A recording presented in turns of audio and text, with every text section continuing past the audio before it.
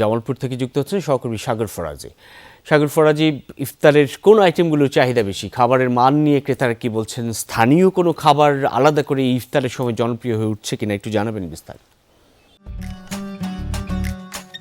আমি আর ম্যাগি, স্বাদ ও ভালোবাসার দারুণ জুটি ফ্রম নেসলে।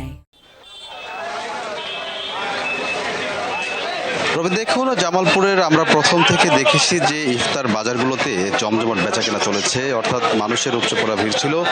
সব মিলিয়ে যদি বলি যে সে একটা জমজমাট বাজার ছিল, কিন্তু এখন মধ্য সময় এসে, অর্থাৎ রমজান মাসের মধ্যে এই সময় এসে কিছুটা কম ক্রেতা দেখছেন বলে জানাচ্ছেন ব্যবসায়ীরা।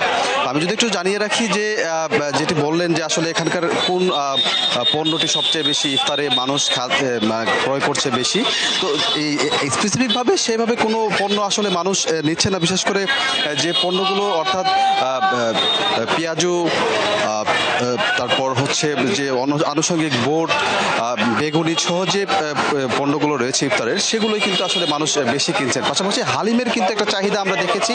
এখানকার যারা ব্যবসায়ীরা আছে তারা বলছেন যে হালিমের চাহিদাটা সবচেয়ে বেশি।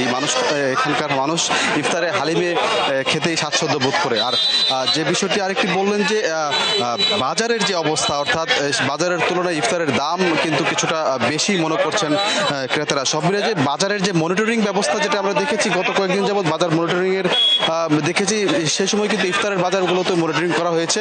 পাশাপাশি দুইটি রেস্তোরাঁকে কিন্তু জরিমানাও করা হয়েছে। তো সেই জায়গা থেকে কিন্তু জামালপুরের ইফতার বাজারের আসলে সর্বশেষ পরিস্থিতি বলতে পারি এখন পর্যন্ত ভালো রয়েছে।